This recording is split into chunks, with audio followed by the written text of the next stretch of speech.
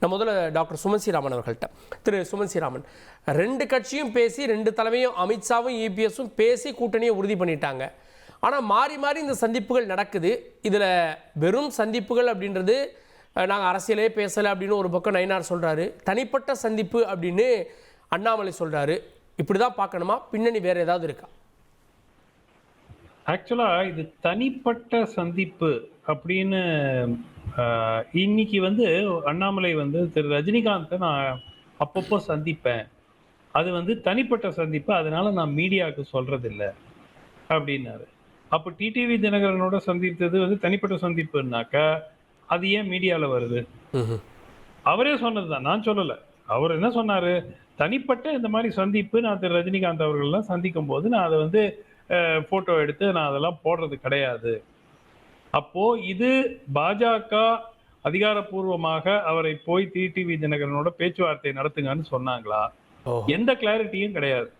So இது பாஜகவுடைய திட்டம் என்னங்கிறது புரியலைங்க. ஏன்னா மத்திய பாஜக உடைய ஹைகமாண்ட் என்ன பிளான்ல இருக்காங்க, அவங்களுடைய ஐடியா என்ன அப்படிங்கிறது புரியல. இப்போதைக்கு புரிந்தது அதிமுகவை பலவீனப்படுத்த வேண்டும், அதுல தீவிரமா இருக்காங்க, அதுல மாற்று கருத்தே இல்லாம இருக்காங்க. இப்போ ஒரே பிறகும் அப்படிதான் நினைக்கிறீங்க? இல்லைங்க, மாநில தலைவர் ஒருத்தர் இருக்காரு, பாஜக ஒரு மாநில தலைவர் இருக்காருல்ல, எஸ், அவர் பேரு நயினார் நாகேந்திரன், கரெக்டா? எஸ். அப்போ அவருடைய தலைமையில் தான் இந்த பேச்சுவார்த்தை இனிஷியேட் பண்ணணும். இல்லை மத்திய பாஜக தலைமை ஒரு அப்சர்வர் மாதிரி யாராவது ஒருத்தர ஒரு பிரதிநிதியை அனுப்புவாங்க. இப்ப தேர்தல் கூட்டணி பேசுறதுக்குன்னே காங்கிரஸா இருக்கட்டும் பிஜேபியா இருக்கட்டும் ஒவ்வொரு மாநிலத்துக்கும் ஒரு குழு அமைப்பாங்க, இல்லாட்டி ஒரு பர்சனை நியமிப்பாங்க. அந்த மாதிரி இருக்கலாம். ஸோ இவர் என்ன கெப்பாசிட்டியில போறாரு, மாநில தலைவர் அதை பத்தி ஒண்ணுமே சொல்ல மாட்டேங்கிறாரு, அவர் தான் அனுப்பிச்சு வச்சாரா? இப்போ திரு நயினார் அவர்கள் நாளைக்கு ஒரு ஸ்டேட்மெண்ட்ல இல்லைங்க நான் தாங்க அவர் அண்ணாமலை போய் பார்த்துட்டு வர சொன்னேன் டிடிவிய அப்படின்னா பிரச்சனை சால்வ்டு. ஆனா அந்த மாதிரி ஸ்டேட்மெண்ட்டும் வரல. அப்ப என்னன்னு ஒரு புரியாத புதிரா தானே இருக்குது. இல்ல அதுல திரு டிடிவி தினகரன் சொல்றதும் திரு ஓபிஎஸ் சொல்றதும் 2 பேரும் நயினார் அட்டாக் பண்றாங்க. நயினார் இந்த கூட்டணியை சரியா ஹேண்டில் பண்ணலன்றாங்க, அப்பாயின்மெண்ட் வாங்கி தரல, போய் பேசுறாரு நயினார்னு ஓபிஎஸ் சொல்றாரு. அப்ப இந்த 2 பேருடைய கோபமும் நயினார் மேல இருக்கப்போ எப்படி அவங்க அது அப்போ பாஜக அதை ஏத்துக்குது இல்லையா? பாஜக நயினார் சரியா ஹேண்டில் பண்ணல, அதனால அவருக்கு கெப்பாசிட்டி இல்ல, அண்ணாமலைக்கு தான் கெப்பாசிட்டி இருக்குன்னு பாஜக ஏத்துக்குதா தலைமை? என்ன லாஜிக் இது? பாஜக தலைமை என்னங்க சொல்லணும்? இல்லைங்க எங்களுக்கு ஒரு மாநில தலைவர் இருக்காரு, அவர் நியமிக்கிற நபர்களோட தான் பேச்சுவார்த்தை நடைபெறும், கரெக்டா?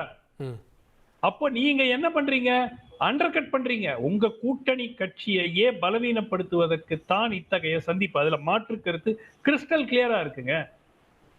எதுக்காக இப்போ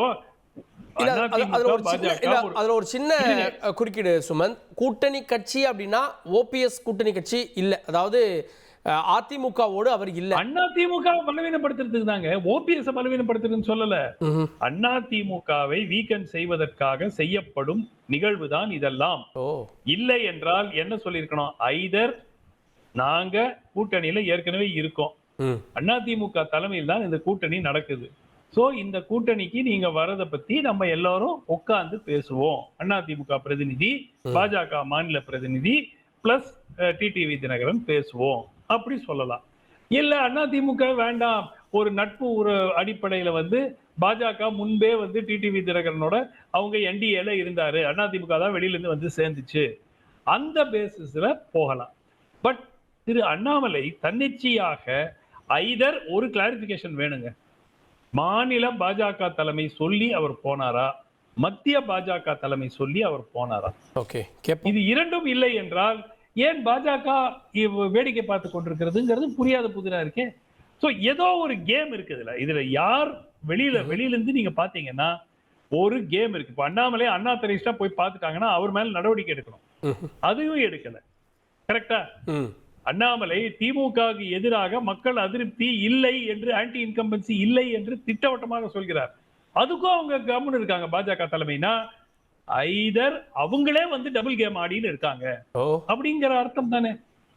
இல்லாட்டி ஏன் இவரை தட்டி கேட்க மாட்டேங்கிறாங்க? தட்டி கேட்கவில்லை, அவரை வந்து எதுவுமே சொல்ல மாட்டேங்கிறாங்க. அவர் பாட்டுக்கு அவர் ரூட்ல கண்டினியூ பண்றாரு. இப்ப என்ன சொல்றாரு, ஓபிஎஸ் சந்திக்கிறேங்கிறாரு. அப்ப மாநில தலைமை மூடிட்டு போயிடலாமே. எதுக்கு மாநில தலைவர்னு ஒருத்தரை உட்கார வச்சுக்கிட்டு அவர் வந்து இந்த கட்சியை நயினார் மூலமா மெயின் கேமையும் அண்ணாமலை மூலமா செகண்ட் கேமையும் ஆடுறாங்களோன்னு சந்தேகிக்கிறீங்க?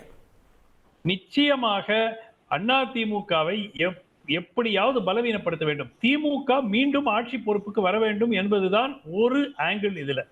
அதுல மாற்று கருத்தே இல்லை. அவர்களுடைய எதிர்பார்ப்பு என்னன்னா, மீண்டும் தேர்தலில் தோல்வி அடைந்தால் அதிமுக பல பிரிவுகளாக சிதறிவிடும். அங்கிருந்து அதில் இருக்கக்கூடிய நபர்களை பாஜகவுக்கு இழுத்துக்கொண்டு பாஜக இரண்டாம் பிரதான கட்சியாக மாநிலத்தில் திமுகவுக்கு ஒரு எதிரணியாக வரலாம்.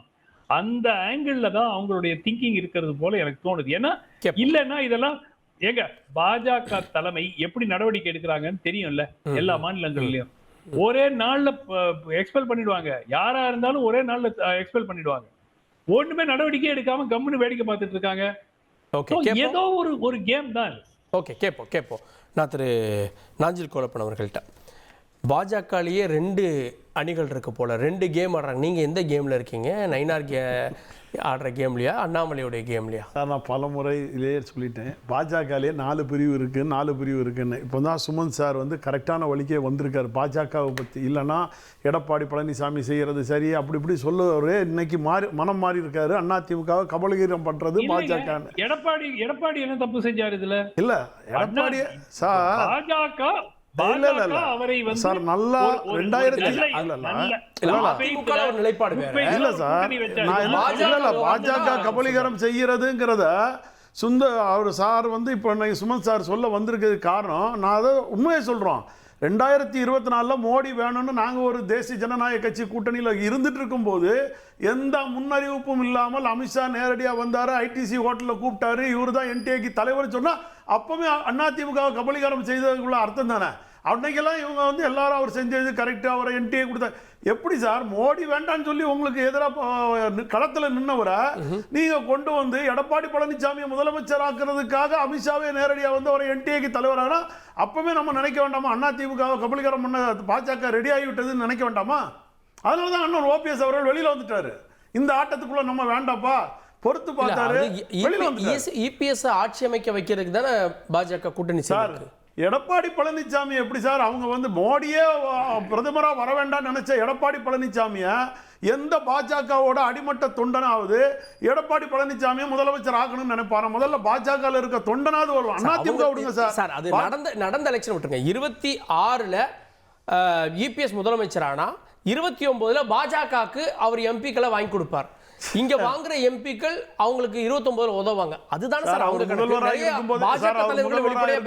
பல தோல்விகளை கண்டு போனவர். அவருக்கு தெரியாத பாஜக சாரி 2021 நீங்க எல்லாம் ஒன்னுச்சு வாங்க. கிட்டத்தட்ட 10-20 தொகுதிக்கு மேல அமமுக களத்துல வந்து நம்ம தோல்வியை கண்டோம் சொல்லும் போது முன்னாடியே சொன்னார். லீலா பேலஸ்ல வச்சு இதே அமித்ஷா சொன்னாரு. அவர் பேச்சை இவர் கேட்காம என்ன பண்ணாரு? 2024 எதிர்த்துட்டு வெளியில் வந்தார். மோடி வேண்டான்னு. சப்போஸ் அன்னைக்கு ஒரு 10 சீட் வாங்கியிருந்து இன்னைக்கு காங்கிரஸ் வந்தோன்னா அந்த காங்கிரஸ் தானே சார் எடப்பாடி பழனிசாமி ஆதரவு தெரிவிச்சிருப்பாரு. நீங்க யோசிப்பாரு. ஏன்னு கேட்டா அன்னைக்கு அவருக்கு கிடைச்ச 19% ஓட்டும் சிறுபான்மையினர் மக்கள் போட்ட ஓட்டு. ஏன்னு கேட்டா பாஜகவுக்கு கிடைச்ச ஓட்டு கிடையாது. எடப்பாடி பழனிசாமி அன்னைக்கு ரெட்டையில சின்னத்தையும் கொடியும் வச்சு வாங்கின ஓட்டு சிறுபான்மையினரோட ஓட்டு. 2024 கிடைச்சது. நீங்க ஆமா சார் சிறுபான்மையினர் ஓட்டு போடல அப்படின்றத சிறுபான்மையினர் ஓட்டு தானே சார். கூட்டணி விட்டு வெளியே வந்து ஓட்டு போடல. அப்புறம் அது ஏன் அந்த கூட்டணில இருந்து நாங்க வெளியே வந்து அவர் கூட யார் இருந்தாங்க? பாஜக இருந்தாங்களா? பாஜகவை எதிர்த்து தான் பேசினாரு. ஒட்டும் கிடையாது, உறவும் கிடையாது. எந்த காலத்திலயும் நான் பேச மாட்டேன், பாஜகவோட வரமாட்டேன்னு சொல்லி தானே சார் ஓட்டு வாங்கினாரு. ரொம்ப எதிர்த்து திமுகவை சார். நாடாளுமன்ற தேர்தல் திமுக சார் எதுக்க போறீங்க? பாஜக தானே சார் மோடி வர வேண்டியதுக்கு தானே சார் அன்னைக்கு தேர்தல். அப்ப மோடி தானே சார் அவர் எதிர்த்தாரு. பெரும்பாலும் எதிர்த்து திமுகவை சார். நம்மளே கேள்வி சிறுபான்மையினர் மக்களுக்கு ஊதி அழிச்சுக்கிட்டு மக்கள் அந்த 20% சிறுபான்மையினர் ஓட்டு இருக்குன்னு சொல்ல வரீங்க. 100% சிறுபான்மையினர் ஓட்டு எடப்பாடி பழனிசாமி நம்பி போட்ட ஓட்டு தான். 21 எண்ணில கூட்டணியை முடிச்சுக்கிட்ட அதிமுகவை நம்பி 24 ஏப்ரல்ல ஓட்டு போட்டாங்கன்னு சொல்ல வரீங்க சார். 100% சார். அவர் யாரை நம்பி சார் போறார்? களத்துல நின்னாரு. சிறுபான்மையினர் மக்களை நம்பி தானே சார் நின்னாரு. பாஜக வேண்டாம்னு சொல்லி தானே சார் நின்னாரு. அவரை நீங்க எப்படி சார் நீங்க இப்ப பாஜக கூட சேர்ந்து இருக்கதால அததான் நான் இப்ப சார் சொல்ல வந்தது கரெக்டா சொன்னேன். இப்பதான் சாருக்கே வந்து தெரியுது அதிமுகவோட டபுள் கேம் விளையாடுறாங்க. அவங்க டபுள் கேம் இல்ல 4 கேம் விளையாடு. சரி சார், இன்னொன்னு சொல்றேன். இவங்க சொல்றாங்க 6 மாசமா சொல்லிட்டு இருக்கேன் சார், 8 மாசமா சொல்லிட்டு இருக்கேன் டபுள் கேம் ஆடுறாங்க. இல்ல சார், நான் இன்னைக்கு நீங்க விளக்கமா சொல்றதை நான் இன்னைக்கு தெரிஞ்சுக்கிட்டேன். ஏன்னா நான் வந்து பல மேடையில சொல்றேன் பாஜகவால அதிமுக அழிஞ்சிட்டு இருக்குங்கிறத சொல்றேன். சார் நீங்க டிடிவி தினகரன் சார் அவரை பார்த்தாரு, இவர் பார்த்தாரு சார். நான் கூட ஒருத்தரை பார்த்தேன், தமிழ்நாட்டோட முதல்வர் சார். அவரும் நானும் மருத்துவமனையில சந்திச்சோம் சார். அதெல்லாம் நீங்க வெளியே சொல்ல மாட்டேங்க. நானும் ஓபிஎஸ் அண்ணனோட கழக அமைப்பு செயலாளர் தானே. என்ன எவ்வளவு பாசத்தோட கூப்பிட்டார் தெரியுமா தமிழக முதல்வர். என்ன கொலப்பான் வாங்கன்னு கூப்பிடுவார், அன்போட கூப்பிடுறாரு சார், அரவணைக்கிறார் சார். மாற்றான் தோட்டத்துக்கு மல்லிகைக்கு மனம் உண்டுன்னு ஒரு தமிழக முதல்வர் அவர் வந்து அரவணைக்கிறார். என் கூட கையை பிடிச்சி 10 நிமிஷம் பேசுறாரு. எனக்கு இந்த தாடையில பல்வலி இருக்குப்பா, நான் போய் பார்த்துட்டு வரப்பான்னு போறாரு. பசங்க என்ன பண்றாங்கன்னு கேட்கிறாரு அன்போட. எங்க அண்ணன் குடும்பத்தில் இருக்கிறவரு பிரிஞ்சுக்கிட்டு நீ போ வராத வெளியில போன்னு தள்ளுறாரு. என்ன சார் அர்த்தம்? மாற்றான் தோட்டத்து மல்லிகைக்கு மனம் உண்டுன்னு அண்ணா சொன்னதை இன்னைக்கு தமிழக முதல்வர் வந்து நிரூபிச்சிட்டு இருக்காரு, அரவணைக்கிறாரு. இங்க ஒதுக்குறாங்க, சண்டை போடுறாங்க, பாஜக கால்ல போய் விழுறாங்க. ஓபிஎஸ்ஐ 3 முறை பார்த்தாரு முதலமைச்சர் சார். நானே சரண்டர் ஆயிட்டேன் சார். நான் வந்து பயங்கர எம்ஜிஆர் ரசிகர் சார். நான் எம்ஜிஆரோட ரசிகர், தீவிரவாதி. சரண்டர் ஆயிட்டீங்க சார். அவரோட அன்பு நல்லா புரிஞ்சிருங்க. நான் வந்து கட்சிக்கெல்லாம் அதெல்லாம் என் ரத்தத்துல ஓடுறது எம்ஜிஆர் அதிமுக. ஆனா அண்ணா ஓபிஎஸ் அண்ணன் எப்படி நடைப்பயணத்தில் போகும்போது இதே முதல்வரை பார்த்துட்டு ஓடுவார். நீங்கள் யோசிக்க பார்ப்போம். அவரோட அன்பா பேசுறாரு சார். கதவை திறக்கிறாரு சார், நான் நீக்கிறேன், நான் கொலப்பன் வாங்கன்னு கூப்பிடுறாரு. எங்கள் அம்மா புரட்சி, நான் சிஎம், எல்லா சிஎம்மையும் நான் பார்த்தவன். நல்லா புரிஞ்சுருக்கேன். தலைவரையும் நான் சிஎம்மா பார்த்தவன், புரட்சி தலைவி அம்மாவையும் நான் சிஎம்மா பார்த்தவன், அண்ணன் ஓபிஎஸ் அவர்களையும் நான் சிஎம்மா பார்த்தேன், அண்ணன் எடப்பாடி பழனிசாமி அண்ணனே நான் சிஎம்மா பார்த்தேன். இதே மருத்துவமனையில் அண்ணன் எடப்பாடி பழனிசாமி வரும்போது நான் இதே மருத்துவமனையில் சந்திச்சிருக்கேன். என்னை பார்க்காமலே நேராக போனார்.